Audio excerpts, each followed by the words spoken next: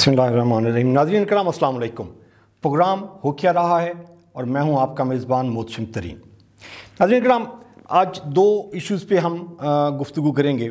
एक तो जो लेटेस्ट केस चल रहा है सुप्रीम कोर्ट में, जो चीफ़ जस्टिस सुप्रीम कोर्ट ने सोमोटो लिया है, जो 9 रुकनी बेंच उन्होंने इसको बना के, तो इस पर हियरिंग हो रही है। कल इसकी हियरिंग हुई थी, आज दूसरा दिन था हियरिंग करने का, और इसमें उन्होंने सुप्रीम कोर्ट ने सारे जो फ्रीक हैं उनको नोटिस जारी किए थे। तो आज इसकी थोड़ी सी हियरिंग हुई है। तो एक्चुअल जो इसकी प्रॉपर केस है उसकी हियरिंग शुरू होगी वो मंडे से शुरू होगी, जिसमें प्रॉपर कानूनी नुकात पे जो 3 नुकात उन्होंने किए थे कि जी डेट कौन अनाउंस करेगा, इलेक्शन कौन कंडक्ट करवाएगा, वफाक की क्या ज़िम्मेदारी है कि जी इसमें जो पंजाब और KPK के असम्बली डिज़ोल्व हुई है, इसमें जो इश्यूज़ चल रहे हैं कि गवर्नर कहता है कि जी मैंने तारीख नहीं देनी, मैंने साइन नहीं किए, दूसरा गवर्नर कहता है मैंने साइन किए हैं लेकिन मैं तारीख नहीं देता। सदर साहब अगर वो लेटर लिखते हैं आर्टिकल 57 के तहत, तो वो इलेक्शन कमीशन कहता है कि जी मैंने सदर साहब के लेटर का रिस्पांस नहीं देना और मैंने उनसे मुशावरती अमल में भी शरीक नहीं होना।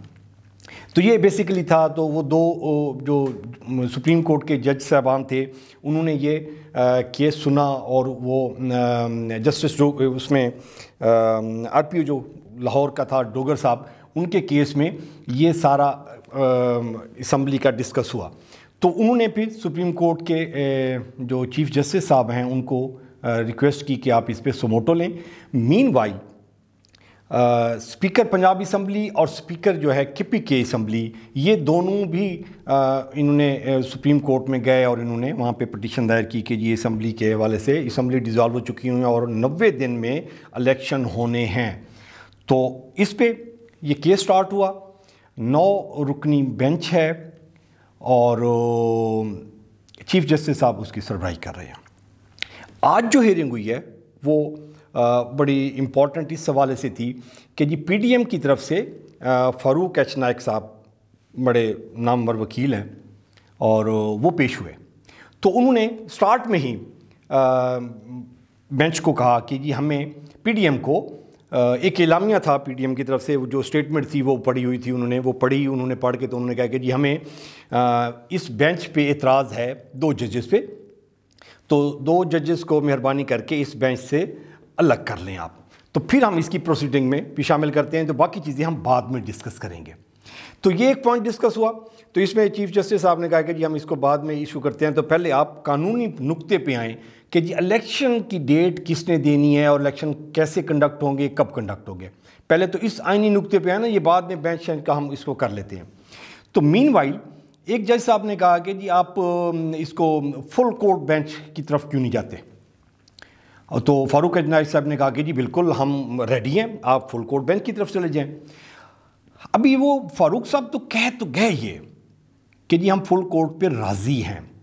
अभी यहाँ टेक्निकल चीज़ आ जाती है कि जी जिन 2 जजेस पे PDM एतराज़ कर रही है, जिन 2 जजेस पे कि बेंच में शमूलियत करने पे पीपल पार्टी एतराज़ कर रही है, नून लीग एतराज़ कर रही है और मौलाना की जमात एतराज़ कर रही है कि जी ये 9 रुकनी बेंच में ये नहीं होना चाहिए। पहले तो इसको समझ लें कि जी अगर तो 3 रुकनी बेंच हो, उसमें 2 जजेस बैठे हों जिस पे PDM को इतराज़ है, तो लॉजिक समझ में आती है कि जी 3 रुकनी बेंच है, 2 जो है ना जी वो हमारे मुखालिफ जज बैठे हुए हैं, तो फैसला तो उन्होंने देना है जी। तो वो दोनों एक साइड पे हो जाएं तो पीछे सिंगल जज बच जाता है, तो वो अगर हमारे हक में भी हो तो फैसला तो हमारे हक में नहीं आ सकता। तो ये 9 रुकनी बेंच है। 2 अगर आपके अगेंस्ट भी बैठे हुए हैं तो 7 पे तो आपको कोई इतराज़ नहीं है।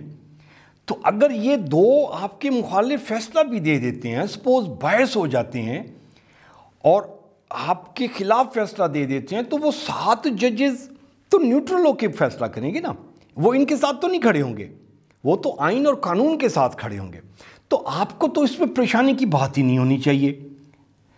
अच्छा, ये एक पॉइंट था कि जी 2 जजेस बैठे हुए हैं, 9 रुकनी बेंच है, तो उस पर तो किसी को इतराज़ लॉजिकली नहीं बनता। चलें फॉर एग्जांपल अगर हम उसको कंसीडर कर भी लें कि जी फ़ारूक नाइक साहब ने कहा कि जी हमें PDM को इन 2 जजेस पे एतराज़ है कि ये बेंच में नहीं होने चाहिए, साथ ही वो कहते हैं कि जी फुल कोर्ट बेंच होना चाहिए। अभी जब फुल कोर्ट बेंच बनेगा اس میں یہ 2 جج صاحبان بھی شامل ہوں گے. پھر کیا کریں گے آپ؟ پھر آپ کہیں گے کہ جی فل کورٹ بینچ ہو لیکن ان میں یہ 2 ججز نہیں ہونے چاہیے. یہ عجیب سی منطق ہے جو پی ڈی ایم کر رہی ہے. اور یہ ناظرین کرام یہ سیاست دانوں کا یہ ایک المیہ ہے کہ انہوں نے ذاتی مفادات دیکھنے ہیں، ملکی مفادات کو وہ ایک سائڈ پہ رکھتے ہیں. یہ خصوصاً یہ مسلم لیگ نون کی تو ماشاءاللہ بڑی پرانی ہسٹری ہے کہ جی آپ سپریم کورٹ پہ حملہ دیکھ لیں، جسٹس قیوم صاحب کو دیکھ لیں، ان کی جو شہباز شریف کی اور ان کی مطلب سزائیں تک وہ کر رہے ہیں کہ یہ کتنے سال کی سزا دینی چاہیے. اس کے بعد رفیق تارڑ صاحب ماشاءاللہ دیکھ لیں، اور یہ سارا کا سارا ایسا چلتا جا رہا ہے کہ یہ اب بڑی ورس ہسٹری ہے مسلم لیگ نون کی اس حوالے سے کہ جی ججز خریدنے میں. تو یہ انہی کے دور میں ہوا تھا نا کہ جی کیا وکیل کرنا ہے، آپ جج کر لیں. تو یہ ایک اب یہ اسی پیٹرن پہ دوبارہ یہ موو کر رہی ہے مسلم لیگ نون. کل مریم نواز شریف نے بڑی سخت سٹیٹمنٹس دی ہیں ججز کے بارے میں. ایون کہ جو پرانے جو ریٹائرڈ جسٹس ثاقب صاحب اور جسٹس آصف سعید کھوسہ صاحب وہ تو چلو ریٹائر ہو گئے، ان پہ بات کرے جو کرنٹ بینچ میں بیٹھے ہوئے ہیں ججز صاحب اور چیف جسٹس صاحب، ان پہ اس نے بڑے سخت الفاظ استعمال کیے ہیں جو کہ نہیں کرنے چاہیے تھے. دیکھیں آپ پہلے کیسے ایزیوم کر سکتے ہیں کہ جی 9 ججز کا بینچ ہے وہ آپ کے خلاف فیصلہ دے گا. پاناما کا ڈسکس کرتے ہیں. آج خواجہ آصف صاحب نے اسمبلی کے فلور پہ کہا ہے کہ جی فل کورٹ بینچ ہونا چاہیے اور اس میں پاناما سے آپ ڈسکس کریں جی، شروع کریں جی آپ سارا کا سارا کیس کہ نواز شریف کو، میرے لیڈر کو جناب علی وہ ناجائز سزا دی گئی ہے. تو وہ ناجائز سزا تو وہ اعتزاز احسن صاحب کہتے ہیں کہ یہ جو مسلم لیگ نون روتی پھر رہی ہے کہ جی پاناما کا کیس تھا، اقامہ پہ نہل کر دیا. تو اعتزاز احسن کہتے ہیں کہ یہ اس سے بڑا جرم ہے کہ جی ایک ملک کا وزیر اعظم ہو، اس کی باہر کے ملکوں میں پراپرٹی ہو پاناما کے حوالے سے، یہ پھر کسی نہ کسی حوالے سے قابل معافی ہے. لیکن اگر ملک کا وزیر اعظم کسی دوسرے ملک میں نوکری کر رہا ہے، یہ تو ناقابل معافی جرم ہے، اس کی تو معافی ہے ہی نہیں.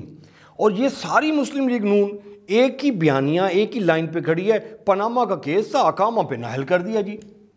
اب بھی وہ کہتے ہیں کہ جی تاحیات نااہلی کو چیلنج کرنا چاہیے اور یہ سارے کے سارے کیسز جو ہیں وہاں سے شروع ہوں، فل کورٹ بینچ بنے اور سب سے پہلے وہ نواز شریف کا کیس کرے کہ جو اس کو نااہل کیا گیا تھا. تاحیات نااہلی ختم ہونی چاہیے اور اقامے پہ بھی اس کی نااہلی ختم ہونی چاہیے. اس کو واپس آنا چاہیے پاکستان میں، باعزت بری کر کے وہ واپس آئے اور سیاست کا اس کو حق ملنا چاہیے. نیب امینڈمنٹس وہ ویسے کر چکے ہوئے ہیں، تو ابھی تو کوئی راستہ اور رہ نہیں گیا ان کے پاس سوائے یہی کہ جی کورٹ فیصلہ کر دے اور نواز شریف صاحب کو باعزت بری کر دے کہ جی یہ سارے کورٹ کے فیصلے غلط تھے، اقامہ بھی آپ کا ٹھیک تھا اور آپ کے ہم ایون فیلڈ ہیں اور اپارٹمنٹس ہیں ان کی ہم آپ سے کوئی نہیں لیتے کہ جی آپ اپنے منی ٹریل دیں، کہاں سے پیسے آئے کہاں سے گئے تو آپ اس کو وہ ڈکلیئر کریں اپنے. تو یہ صورتحال ہے.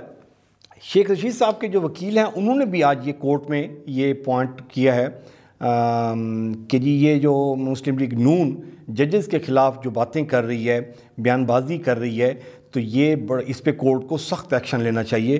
تو اس پہ پھر جج صاحب نے کہا کہ جی ہم اس کو بھی دیکھ لیں گے، لیکن پہلے ہمارے لیے سب سے اہم مسئلہ جو ہے وہ ہے پنجاب اور کے پی کے الیکشن اور یہ آئینی جو قانونی یہ مسئلہ ہے، پہلے ہم اس کو سالو کر لیں اور یہ جو باتیں کر رہے ہیں ان کو ہم بعد میں دیکھ لیں گے.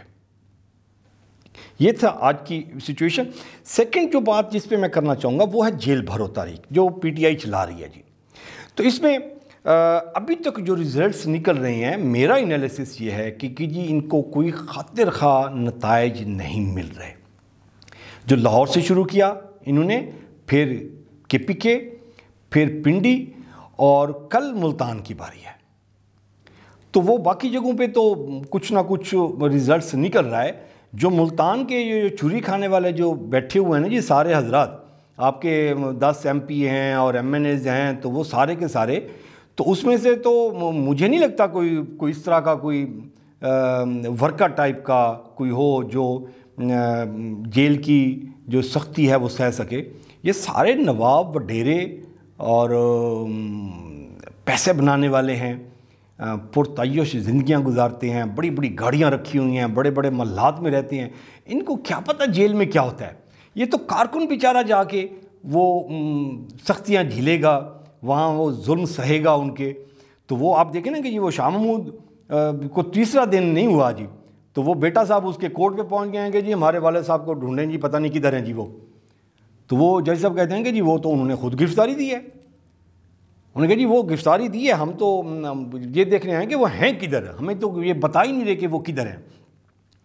تو یہ تو شاہ محمود 2 دن سے اس کی انفارمیشن نہیں مل رہی، تو بیٹا صاحب اس کے وہ ایکس ایم این اے بھی ہیں، ابھی ایم پی اے بھی تھے، تو اثر رسوخ بھی ہے، روٹس بھی ہیں، پیسہ بھی بیش بہا ہے، تو یہ تو جا کے وکیل بھی بڑے مہنگے مہنگے کر سکتے ہیں، اور 10 دن لاہور بھی رہ سکتے ہیں، اسلام آباد بھی رہ سکتے ہیں، پیسہ بھی بہا سکتے ہیں، تو والد کے بارے میں انفارمیشن لے لیتے ہیں۔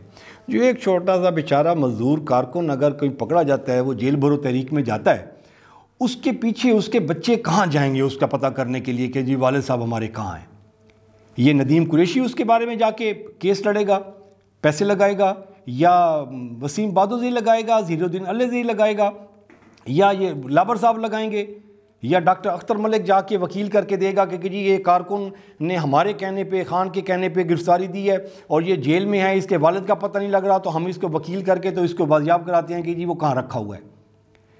تو ان کا جو ملتان والے جو ہیں ماشاءاللہ پی ٹی آئی کے سارے یہ انہوں نے جتنا 3-4 سال میں کام کرنا تھا ملتان کو، تو جو بگاڑنا تھا بگاڑ لیا انہوں نے۔ تو ملتان کو سنوارنا کیا تھا انہوں نے اپنے جو ہے نا جی وہ بینک بیلنسز اور بنگلے اور گاڑیاں وہ ساری کی ساری انہوں نے وہ مینٹین کر لی، بڑھا لی، اثاثے اپنے بڑھا لیے۔ ملتان کا تو کچھ بھی نہیں کیا۔ اگر کوئی ہے بھی ہے، کوئی ایک پل بنا لی، کوئی سڑکیں بنا لی، کوئی گلیاں 2-4 پکی کرا دیں، کوئی سیوریج لائن بچھا دی، باقی اللہ خیر صلی اللہ جی۔ تو یہ جب گرفتاری دینے کے لیے جائیں گے، سننے میں آئے گا جی یہ کل ملتان میں گرفتاری ہے جی 25 کو، تو یہ 10 ایم پی اے جائیں گے، 4-5 ایم این اے ہو جائیں گے، 15 بندے ہو جائیں گے، تو اگر 200 بندوں نے گرفتاری دینی ہے تو باقی کون ہوگا؟ ان کا ولی وارث کون ہوگا؟ ان کی لک آفٹر کون کرے گا؟ یہ تو اس کیپیسٹی میں نہیں ہے کہ جی کارکن پہ کچھ پیسے خرچ کر سکیں، کوئی اور ہی کرے گا، ہر بندہ اپنے پیسے خرچ کر سکے تو جائے۔ یہ تو اس کیپیسٹی میں نہیں ہے کہ یہ کہتے ہیں بڑی مشکل سے ہم نے پیسے کمائے ہیں، ابھی وہی پیسے جو ہیں ہم کارکن پہ لٹا دیں، یہ ممکن نہیں ہو سکتا۔